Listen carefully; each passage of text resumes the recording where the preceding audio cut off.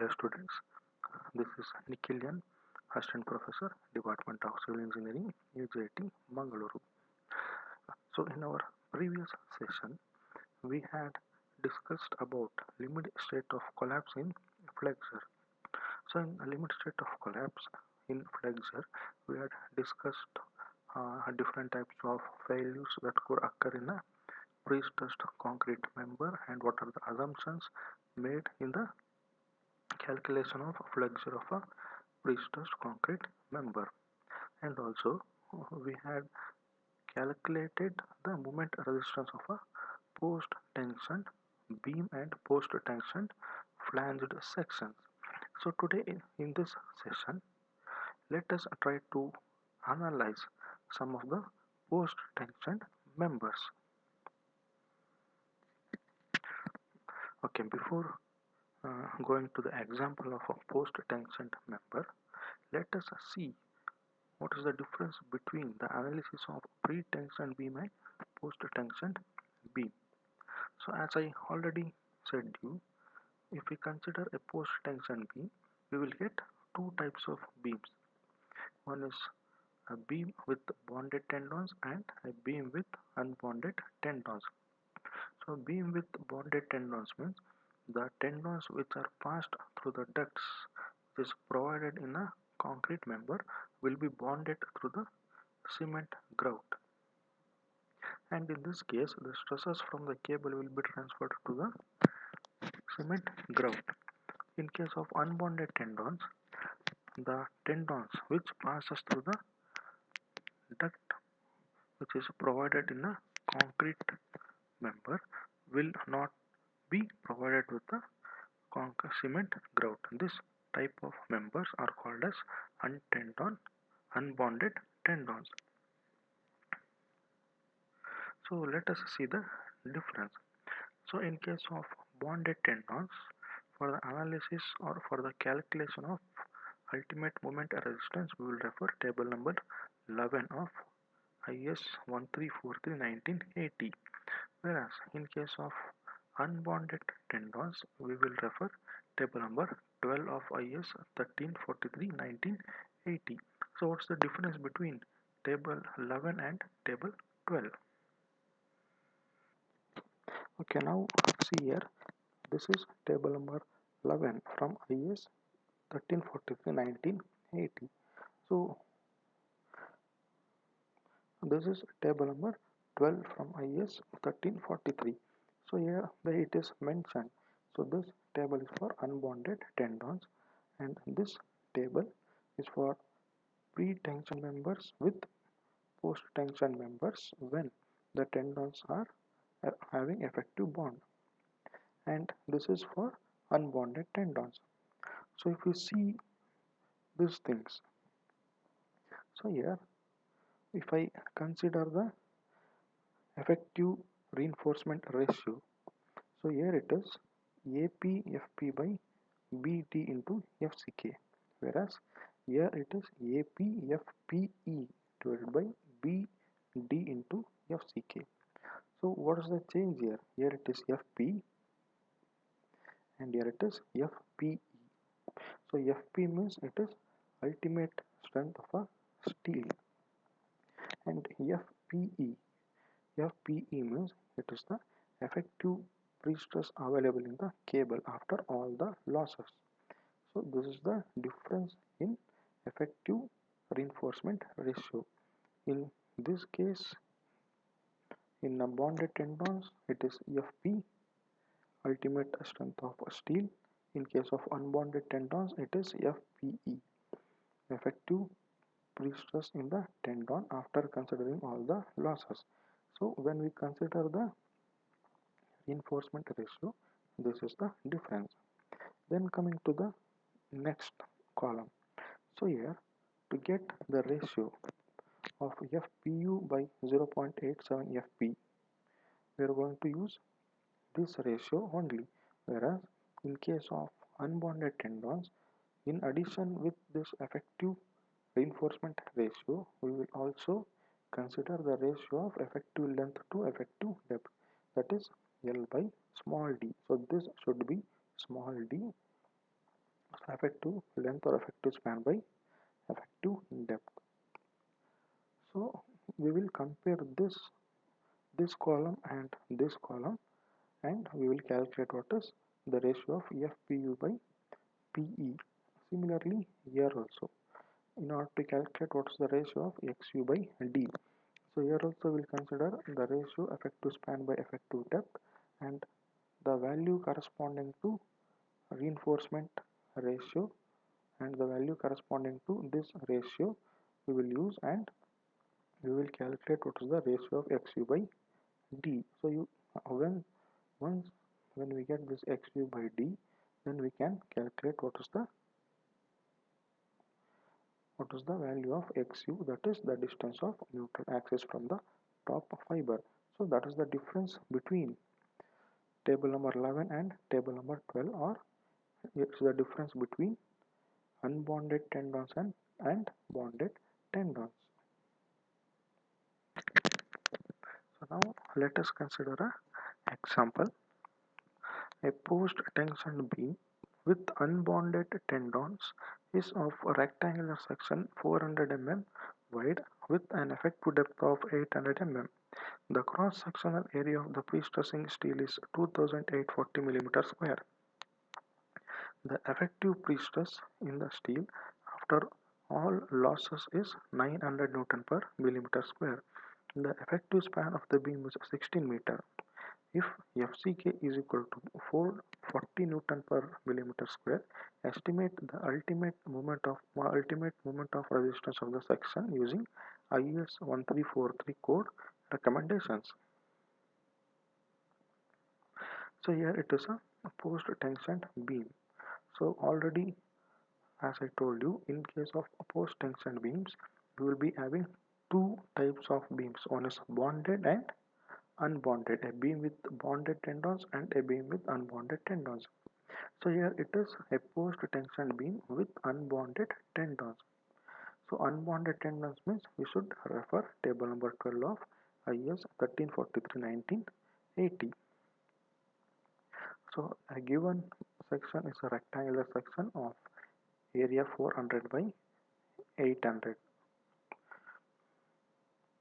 So first let us consider what are the data given. So FCK is given, compressive strength of a concrete is equal to 40 Newton per mm square. FPE, stress available in the cable after all losses is equal to 900 Newton per mm square, that is FPE. Area of tension steel AP is equal to 2840 millimeter square. Width of a member is 400 mm and small d is equal to 800 mm. So here directly it is given that the effective depth of a member is 800 mm. So small d is equal to 800 mm. So if you see the table number 12, to calculate the ratio of FPU by 0.87 Fy, we need two ratios. One is effective reinforcement ratio, that is we need this ratio, and other ratio is effective span by effective depth ratio. So let me calculate the ratio of effective span by effective depth, that is L by D. So length of a member, effective span of a member is given, that is 16 meter, and effective depth is 800 millimeter. So L is in terms of meter and here it is in terms of millimeter. The depth is in millimeter. So let us convert meters into millimeters. So 16 meter is equal to 16,000 millimeter divided by 800 millimeter. Therefore, the ratio of effective span by effective depth is equal to 20. And now coming to the reinforcement ratio. So here the reinforcement ratio is given by FPE into AP divided by BDFCK. So this ratio, it is not necessary to remember this equation or this ratio. It will be given in the code book only. So substitute the values of FPE, AP, BD and FCK. So FPE is 900. It's all these values are given in the question. So 900 into 2840 area of steel, tension steel, B is 400, D is 800, that is effective depth. Compressive strength of a concrete is 40 Newton per mm square. Therefore, the effective reinforcement ratio is equal to 0.2. The ratio of effective span by effective depth is 20 and the ratio of effective reinforcement is 0.2. Now let us go to table number 12. So the given member is post tensioned member and the members are unbonded members. So let us consider table number 12. So here we have calculated what is this ratio. This ratio is 0.2 and we have also calculated what's the ratio of L by D. So the ratio of L by D is 20. So here we have 30, 20, 10. Suppose if we get the ratio of L by D as 15 or 25, so 15, 15 or 25, then you need to interpolate the values by considering the values of 20, 30 or 10, 20. So here the ratio of reinforcement is equal to 0.2 and the ratio of L by D is 20. So take the value of FPU by FPE for 0.2 and for 20. So it is 1.16. So the ratio FPU by FPE is equal to 1.6 and the ratio XU by D for 0.2 and 20 is equal to 0.58, and in previous case this ratio was FPU divided by 0.85 FY, whereas here it is FPU by FPE.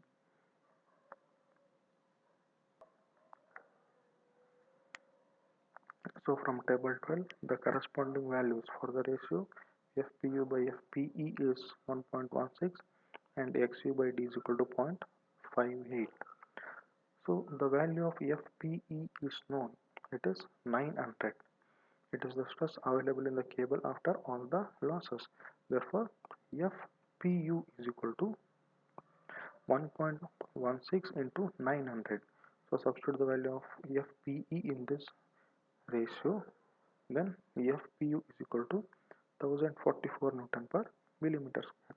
So 1044 Newton per millimeter is the ultimate pre-stress available in the cable.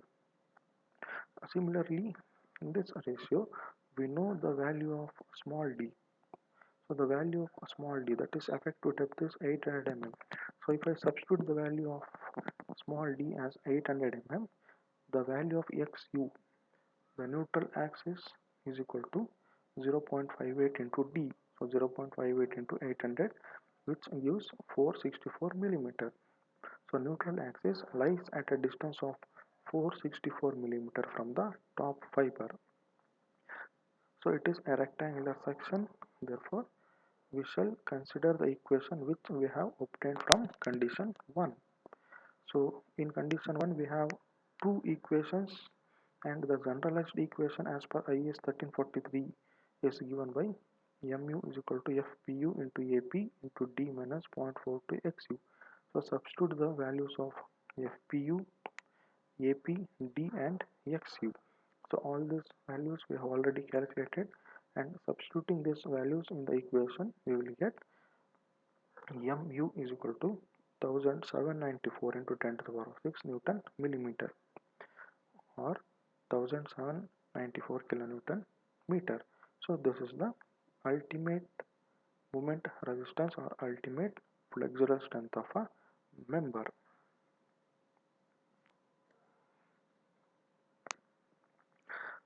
Let us consider one more example. Here a post tension bridge girder with unbonded tendons is of box section of overall dimension 1200 mm by 1800 mm deep with wall thickness of 150 mm. The high tensile steel has an area of 4000 mm square and is located at an effective depth of 1600 mm. The effective pre-stress in steel after all losses is 1000 Newton per millimeter square and the effective span of the girder is 24 meter. If FCK is 40 Newton per millimeter square and FP is 1600 Newton per millimeter square, estimate the ultimate flexural strength of the section. So here it is a post-tensioned bridge girder and here the cables are unbonded cables. So the member is a box section. So let us consider a section of width 1200 mm and overall depth is 1800 mm. So it is a box girder which is used as a bridge structure. So this is the cross section dimension of a section and it is given that the structure of a bridge girder is having a total steel area of 4000 millimeter square and this area is located at an effective depth of 1600 mm. So this is the cross section area of a tension steel. So this tension steel is having an area of 4000 millimeter square and this area is present at an effective depth of 1600 mm. So the effective depth is 1600 mm. So effective depth means we should deduct the thickness of a section from outer edge to CG of a cable or a tendon. So already it is given in the question the effective depth is 1600 millimeter and the wall thickness is 150 millimeter. So here this box girder we have two flanges and two web. So this is considered as a flange and this is considered as a flange and this portion is considered as a web. So for this member I am going to consider that the neutral axis will lie in the web. So when neutral axis lies in the web, which condition we have to consider is we should consider the second condition. So in our previous session we had derived the equation for moment of resistance for two cases. One is when the neutral axis lies in the flange and other one is when neutral axis lies in the web in case of flanged section. So I am assuming the neutral axis lies in the web, hence I should consider the formulas which we have derived in the second case. So first let us consider what are the data given in the question. So AP total area of steel is given, it is 4000 millimeter square. FCK is given 40 Newton per mm square. Ultimate strength of a steel is given 1600 Newton per mm square. FPE effective pre-stress in the cable after all losses is 1000 Newton per mm square. It is given. B is given 1200. BW is given it is 300. So 300 means here it is given that with the wall thickness of 150 mm. So this thickness is 150 mm and this thickness is 150 mm. So this portion is considered as a wall. It is considered as a wall. So BW means thickness of web. So here we have two webs. One is this one and this one. So the total thickness of the web 150 plus 150. Therefore, the total thickness of the web is equal to 300 millimeter. Small d is equal to 1600 millimeter. That is effective depth of the section is 1600 millimeter. Depth of flange or thickness of flange. So this is a flange. So thickness of this flange is 150 mm. It is df is equal to 150 mm. The span of a girder or a length of a girder is 24 meter. Hence, it is a post-tensed bridge girder with the unbonded tendons. So, for unbonded tendons, we need to consider two ratios. First ratio is effective span by effective depth, and the second ratio is effective reinforcement ratio. So, first we shall consider the ratio of effective length or the ratio of effective span to effective depth. So, L by D is equal to, the length is 24 meter, D is 1600 millimeter. In terms of meter, it is 1.6 meter. So again I am telling you, this is effective depth. Small d is effective depth. It is 1600 millimeter, and in meters it is 1.6. Therefore the ratio is 15. So AP is equal to APW plus APF.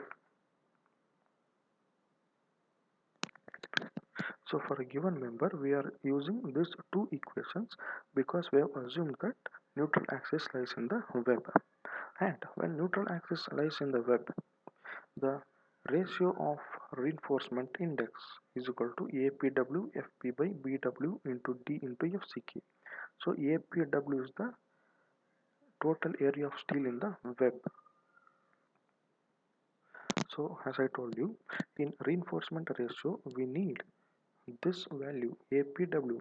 Therefore, we are considering this condition AP is equal to APW plus APF, where total tension steel is equal to total area of steel in web and total area of steel in flange is equal to total area of steel in the entire section.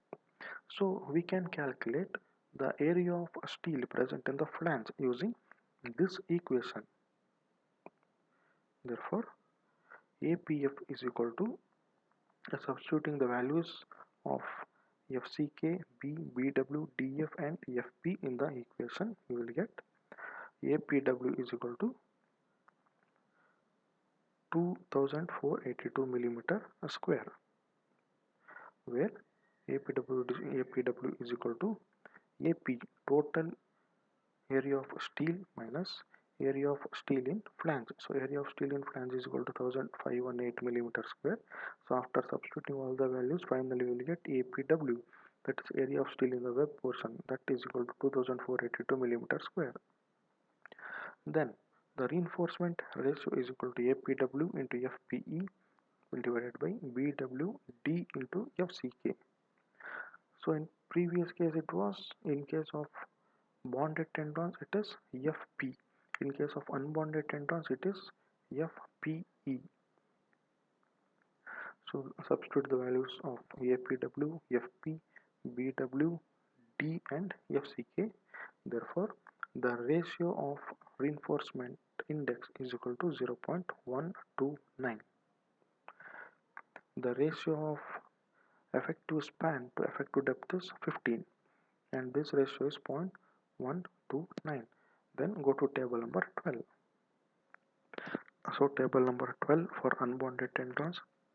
So here this ratio, L by D ratio is 15, so it will be somewhere here, and this reinforcement ratio is 0.129.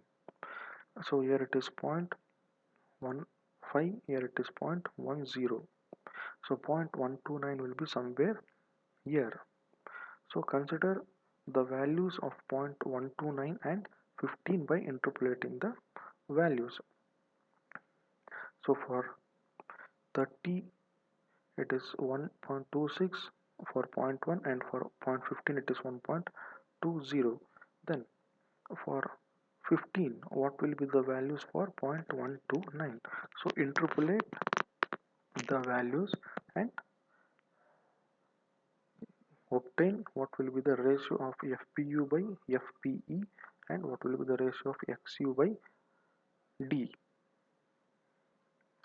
So from interpolation, the value of ratio FPU by FPE from table 12 of IS 1343-1980 is equal to 1.31, and the value of ratio XU by D is equal to 0.41.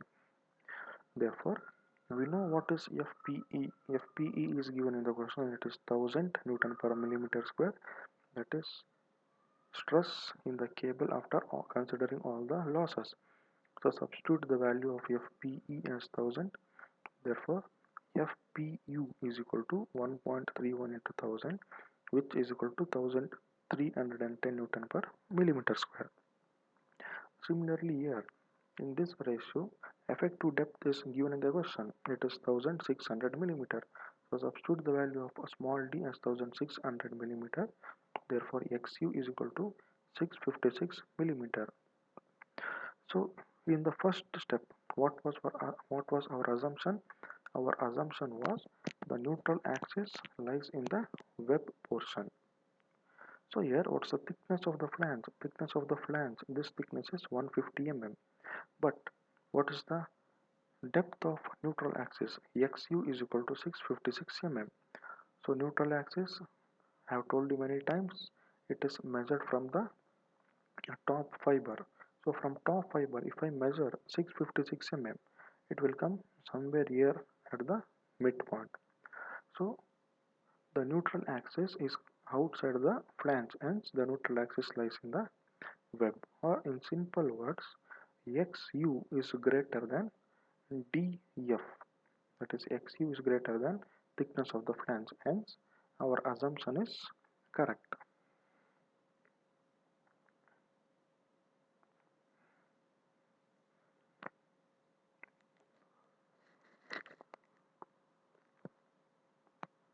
So now let us calculate the ultimate moment of resistance in terms of compressive force. So this is the equation to calculate the moment of resistance in terms of compressive force. So this is the equation. So we know what is the value of each term. So we have calculated the values and some values are already given in the question. So substitute the values of each term. Then the final answer MU, ultimate moment of resistance of a box girder bridge, is equal to 8011 kilonewton meter, or 8011 into 10 to the power of 6 Newton millimeter. So this is the maximum moment that a box girder can take. So next example, a post tension bonded prestressed concrete beam is of rectangular section 200 mm wide by 400 mm deep. The beam is prestressed by 300 mm square of high tensile steel located at an eccentricity of 100 mm. The effective prestress after all losses is 800 Newton per mm square. The characteristics the characteristic tensile strength of pre-stressing steel is 1600 Newton per mm square, and characteristic cube compressive strength of concrete is 40 Newton per mm square. The ratio of yield to ultimate tensile stress of a steel is 0.9. Estimate ultimate moment capacity of the section.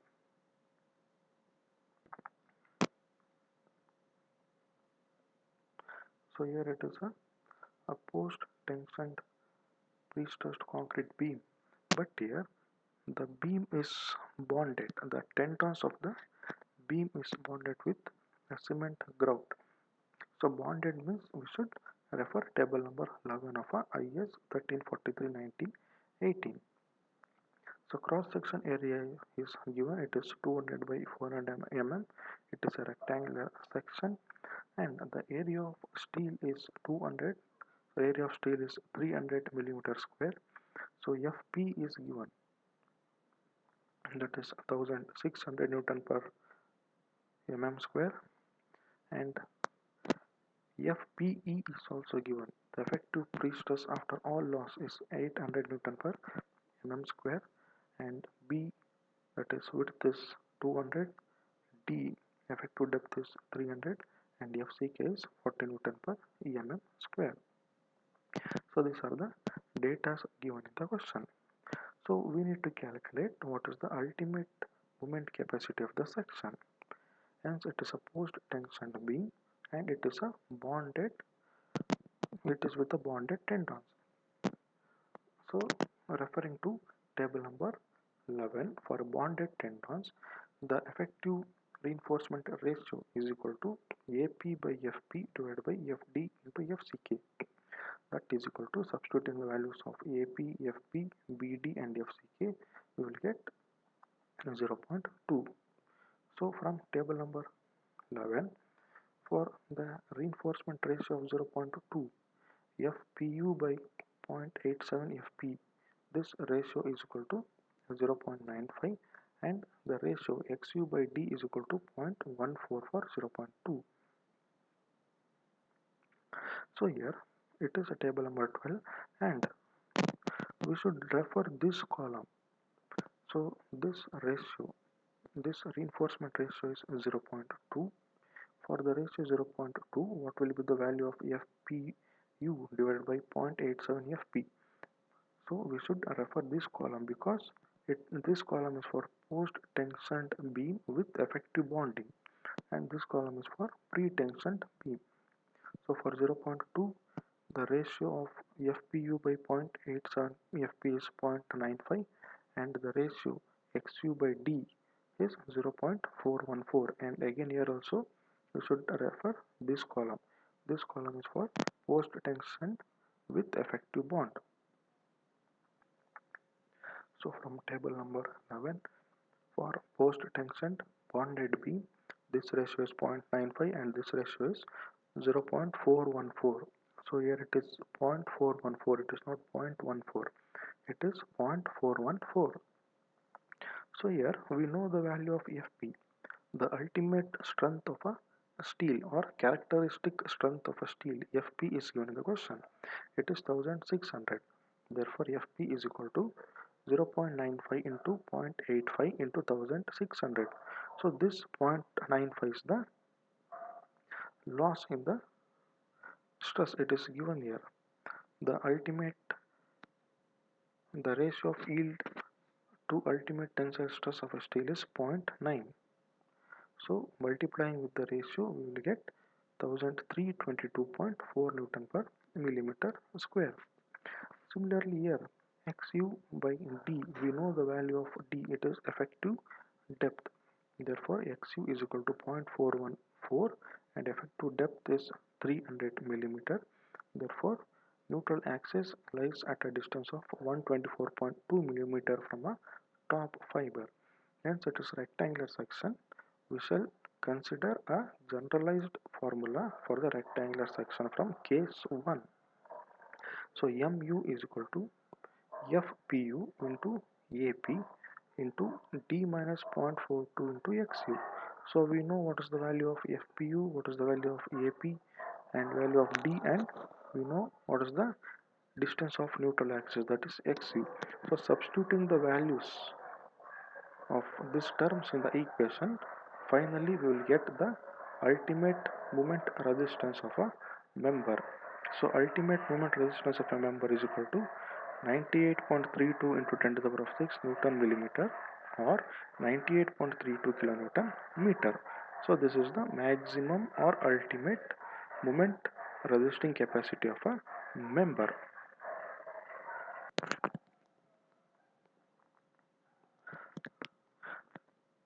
So now let us consider some of the questions which were asked in the previous examination. So this was one question which was asked in a main semester examination. So a pre-tensioned concrete beam of box section 1 meter by 1 meter with overall dimension as uniform wall thickness of 200 millimeter. The girder is prestressed by high strength tensile wires of area 2250 millimeter square located at an effective depth of 900 millimeter. If FCK is 40 Newton per mm square, FP is 1600 Newton per mm square, calculate the ultimate flexural strength of a box girder section. So in this question, it is given that a pre-tensioned concrete beam and a beam is of box section and the overall dimension of a section is 1 meter by 1 meter. So from here to here it is 1 meter, from here to here it is 1 meter.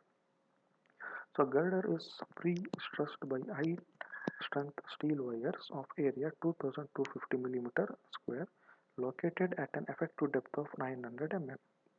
So effective depth of 900 mm is the depth which is considered after deducting the thickness of cover. So the cables, one cable here and other cable here, which is located at a depth, effective depth of 900 mm from top fiber. So overall depth is 1 meter and effective depth is 900 mm at the depth where the cables are provided. So FCK. So first let us consider the given data. B is 1000, this is 1000, small d is 900, that is effective depth. FCK is 40, AP area of total steel, it is 2250 mm square, and FP ultimate strength of steel or characteristic strength of steel, FP is 1600 Newton per mm square. And in the question it is also given that the thickness of wall, so this is a wall, so this thickness is 200 mm, here it is 200 mm, here it is 200 mm, 200 mm and 200 mm. So here this and this member acts as a flange.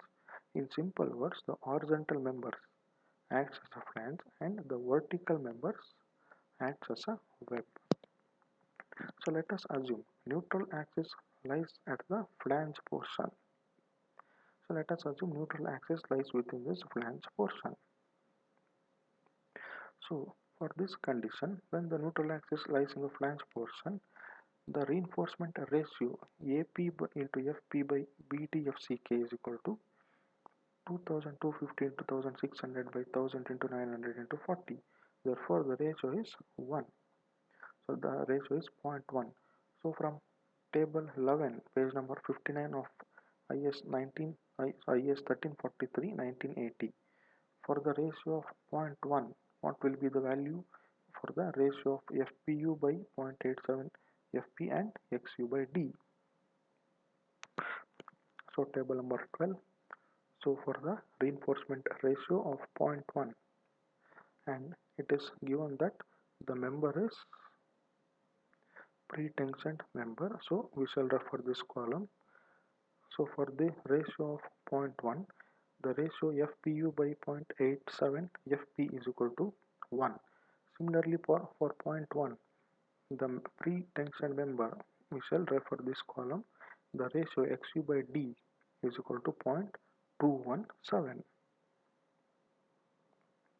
So this ratio is equal to 1 and XU by D ratio is equal to 0.17. So the value of FP is given. Therefore FPU is equal to 0.87 into 1600 into 1. Therefore FPU, ultimate pre-stress in the cable, is equal to 1392 Newton per mm square, and XU is equal to D into 0.217, where D is the effective depth which is given, it is 900 millimeter. Therefore neutral axis is equal to 195.3. So 195.3 is less than 200 millimeter. So the thickness of the flange, so this thickness and this thickness, it is 200 millimeter. It is given in the question as wall thickness of 200 millimeter. So this thickness of a flange is 200 millimeter and the XU is equal to 195 millimeter. So 195 millimeter means XU is measured from top fiber.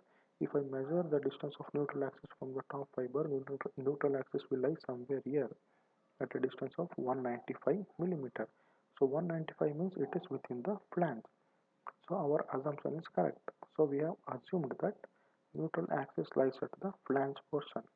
Hence our assumption is correct. That is 195.3 millimeter is less than 200 millimeter, or 195.3 millimeter XU is less than flange thickness. Therefore our assumption is correct and neutral axis lies in the flange portion. So moment of resistance in compression.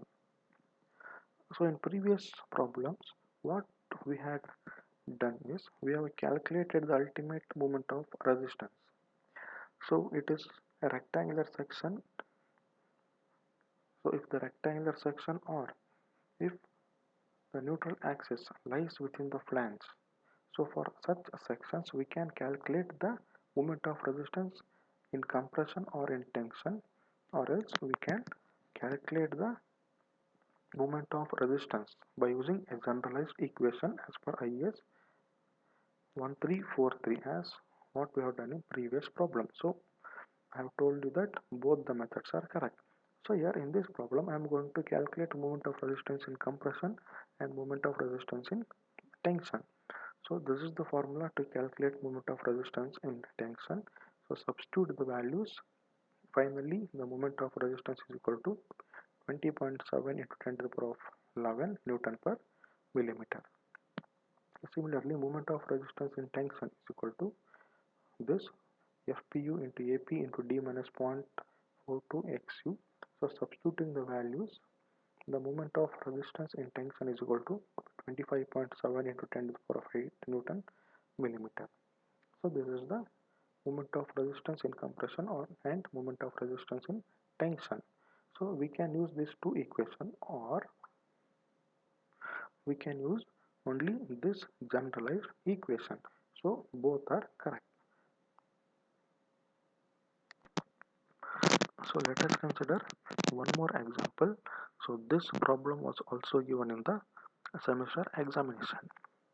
So the question is, a double T section having a flange 1200 mm wide and 150 mm thick is pre-stressed by 4700 mm square of high tensile steel located at an effective depth of 1600 mm. The ribs have a thickness of 150 mm each. If the strength of concrete is 40 Newton per millimeter square and tensile strength of steel is 1600 Newton per millimeter square, determine the flexural strength of a double T girder using IS 1343 provision. So here it is a T section. So it is a double T section where the cross section of a flange is 1200 mm by 150 mm, and it is given that the effective depth of a member is 1600 mm.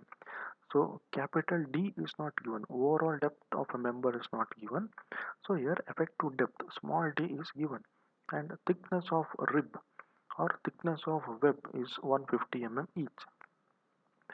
So it is a double T section where the width of flange is 1200 millimeter and thickness of the flange is 150 millimeter, and the effective depth is 1600 millimeter.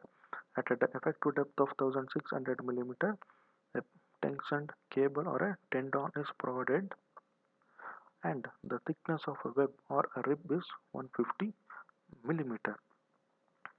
So let us consider the given data. BF, that is width of a flange 1200 millimeter. BW, width of a web or a rib, it is 150 plus 150. So 150 plus 150. So totally we have two ribs or two webs. So the width of a web will be summation of this and this. 150 plus 150, it is 300 mm. FP is 1600 Newton per mm square. AP is 4700 mm square. FCK is 90 Newton per mm square, and depth of flange is 150 mm. So this depth of flange or thickness of flange is 150 mm. So we don't know whether the neutral axis lies in the web or a flange. So it is not given in the question. Let us assume neutral axis lies in the web. So when the neutral axis lies in the web, we should use the second condition. So from the second condition, what is the formula to calculate the moment of resistance? So this is the second condition when the neutral axis lies in the web. So this is the two equations we need to consider for the calculation of ultimate moment. So when I consider that neutral axis lies in the web, then the effective reinforcement ratio will be equal to APWFP by BW into DFCK. So if I consider the neutral axis is in flange, then this will be AP and this will be B into F, that is width of flange. So I am considering the neutral axis in the web, therefore here it changes into APW and it will be width of a web. So to calculate APW, that is area of tension steel in web. Area of tension steel in web is equal to total area minus area of steel in the flange. So the area of steel in the flange can be calculated using this equation. So in this equation we know what is FCK, we know what is FP, and we know the width of a flange and width of a web and depth of a flange. So substituting the values. So here width of a web we should consider 300 mm. We have two webs, so each web is having a thickness of 150 mm. So from two webs the total thickness is 300 mm. So area of steel in flange is equal to 1518.75 millimeter square. So area of steel in the web is equal to total area of steel in the section. So total area of steel in the section is 4700. It is given in the question. Prestressed by 4700 mm square of high tensile steel. So area of steel in the web is equal to total steel minus area of steel in the flange 1518.75. Therefore, the area of steel in the web is equal to 3181.25 millimeter. So substituting the values in reinforcement ratio. So APW is 3181.25, FP is 1600, BW it is width of a web, it is 300 mm, D that is effective depth 1600, FCK is 40, and the effective reinforcement ratio is equal to 0.265. So from table 11, for the effective reinforcement ratio 0.265, the ratio of FPU by 0.87 FP is equal to 1 and the ratio XU by D is equal to 0.575. So in this equation we know what is FP. So substituting the value of FP, we will get what is FPU. FPU is equal to 0.8787 into 1600 into this one. Therefore, ultimate pre-stress in the cable is equal to 1392 Newton per mm square. Then XU by D is equal to 0.575 from the table number 11. So D is known, it is 1600 mm. Substituting the value of D, XU is equal to 0.575 into 6600 millimeter, which gives 920 millimeter. So our assumption is correct. So we had assumed that the neutral axis lies in the web. So the neutral axis is lying at a distance of 920 mm from the top fiber. So this is the top fiber. So 920 mm means the neutral axis is somewhere here. That means the neutral axis is not in the flange. The neutral axis lies in the web. So our assumption is correct. In simple words, XU is greater than 150 mm or XU is greater than thickness of the flange. Hence, we can tell that neutral axis lies in the web portion. When neutral axis lies in the web portion, moment of resistance in terms of compression is equal to, from this is the equation. So as I already said you, we are going to use the second condition. So this is the equation. Substituting the values of each term. So substituting the values of each term, we will get moment of resistance in terms of compression is equal to 5.2 into 10 to the power of 9 Newton millimeter. Similarly, we can also calculate moment of resistance in tension. So the formula to calculate moment of resistance in tension is this one. So substituting the values of each term in the formula, we will get the final value of moment of resistance in a tension is equal to 9 into 10 to the power of 9 Newton These are the moment of resistance of a member in compression and in tension.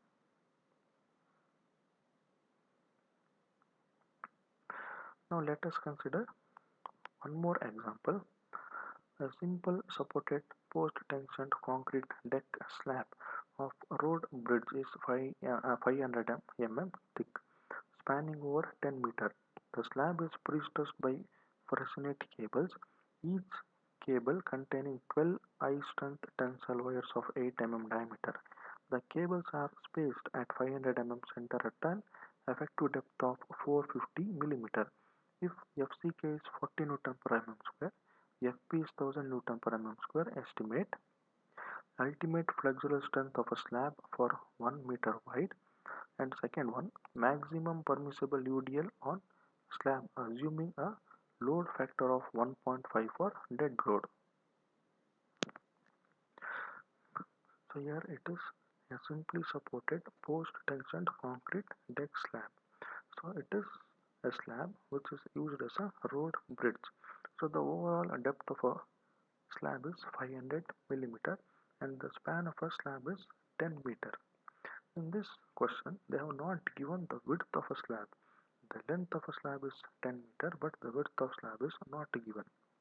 The slab is prestressed by a Fresnel cable, and each cable is having 12 high strength full. The cables are having 12 number of high strength tensile wires, and the diameter of each wire is 8 millimeter. And it is given that the spacing of cables is 500 mm center to center at an effective depth of 450 millimeter. So they have given capital D is 500 millimeter and small d is 450 millimeter. So value of FCK is given, FP is given. So first case we need to determine ultimate flexural strength of a slab for 1 meter width. So width is not given, hence we should calculate the ultimate flexural strength, that is moment of resistance of a slab per meter width. In the second case, we need to calculate what is the maximum permissible UDL.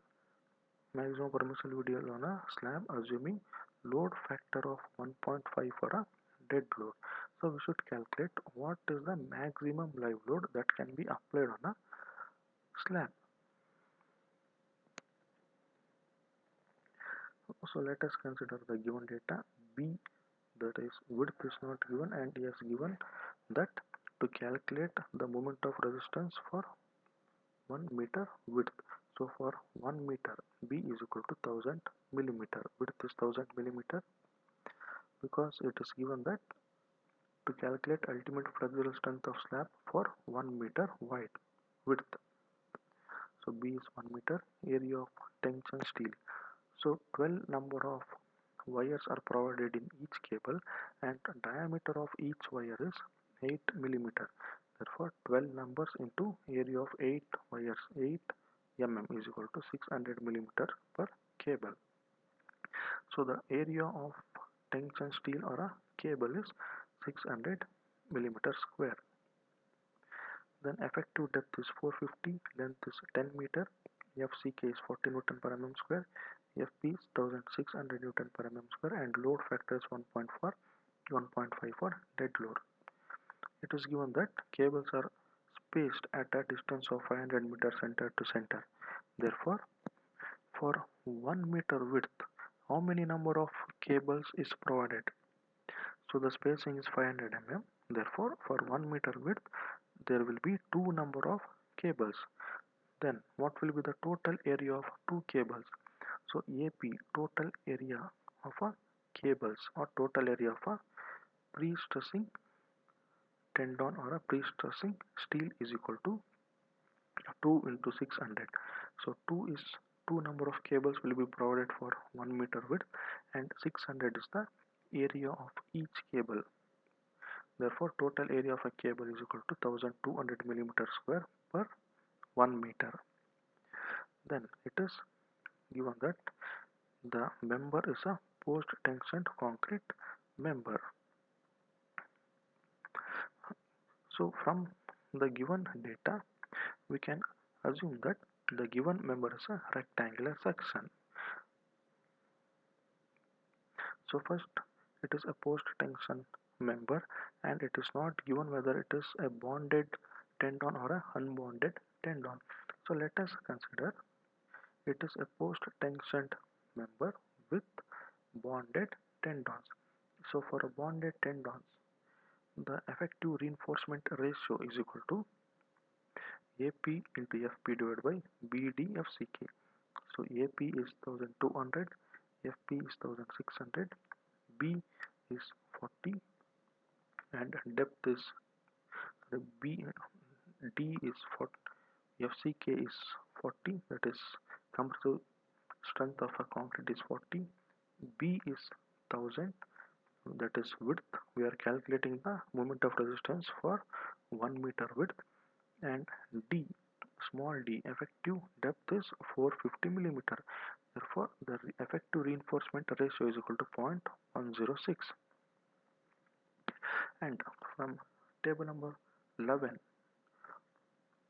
of IS 1343/1980, for the effective reinforcement ratio 0.106, what will be the value of the ratio FPU by 0.87 FP and the value of ratio XU by D. So you should see this column because it is a post tension member, and we have assumed that the cables are bonded cables. So we should refer this column for this ratio, and we should refer this column for this ratio, as it is a post tension member.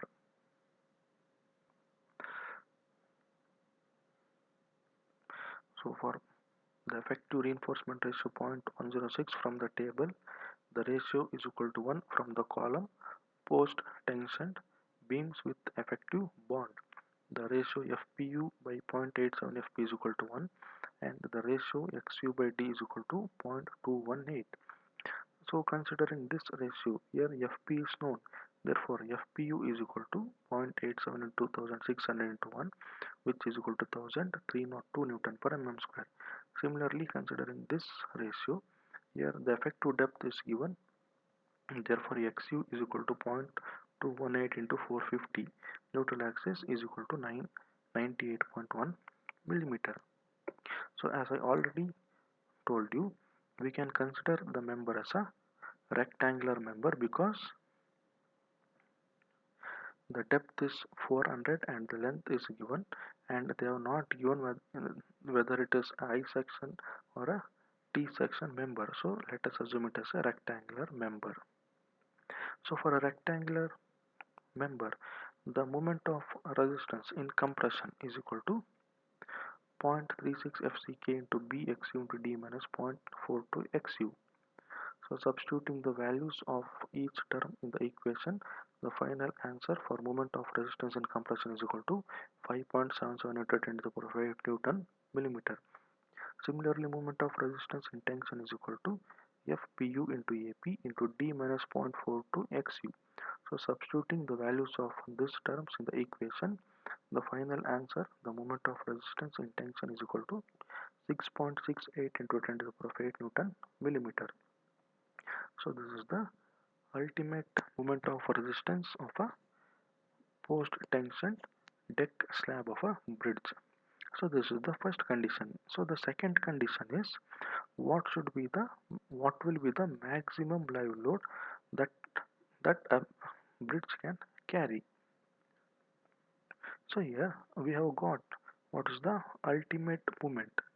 So ultimate moment is 5.77 and 6.38 into 10 to the power 8 Newton per mm. So using the ultimate bending moment or ultimate moment, we can calculate what will be the maximum live load that a bridge deck can sustain. So here I am going to consider W is equal to WL plus WD. So W means it is the total load active on a bridge is equal to live load plus dead load.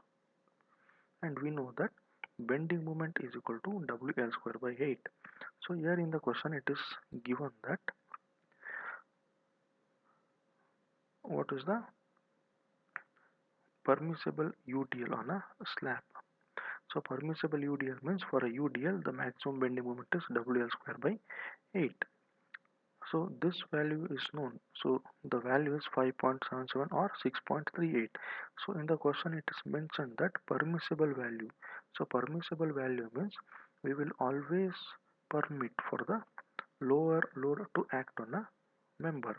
So if I want to calculate the maximum value, I can consider this one. So I'm going to calculate. In the question it has been asked to calculate the permissible load. So for the permissible load I am going to consider the lowest moment of resistance. So bending moment is equal to WL square by 8 for a UDL. So I don't know what is the load, I don't know what is the value of W, but I know what is the value of bending moment. So W is equal to 8m by L square. So total load that can act on a bridge is equal to 46.6 Newton per mm square. So the total UDL that can be safely carried by the bridge section is 46.6 Newton per mm square. So out of this 46.6 Newton per mm, what will be the dead load and what will be the live load? So from the question, it is given that the thickness or the depth of a member is 500 mm. So the depth of member is 500 mm. So 500 mm depth in terms of meter it is 0.5 and 1 it is the width. So we are calculating the UDL due to dead load in per meter. So 1 meter, this 1.5 is the load factor. So in the question it is given that the load factor is 1.5 for dead load. So this is the load factor, this is depth of a slab, 1 is the width. We are calculating the dead load intensity per meter. Therefore 1 is the width, that is per meter, and 24 is the density of concrete, 24 kilonewton per meter cube. Therefore the dead load of a section is equal to 18 kilonewton per meter, which is equal to 18 Newton per mm. Therefore, what will be the intensity of live load that can be permitted on a bridge?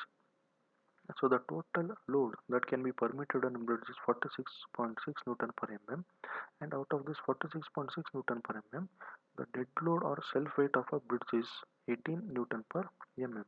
So live load is equal to total load minus dead load. So the live load that can be permitted on a bridge is 28.16 Newton per mm. So this is the permissible live load that can be safely carried by the bridge. And if I want to calculate the maximum live load that can be allowed on a bridge, then I should consider the maximum value of moment of resistance. So if I consider this value, then I can calculate what will be the maximum live load that can be permitted on a bridge.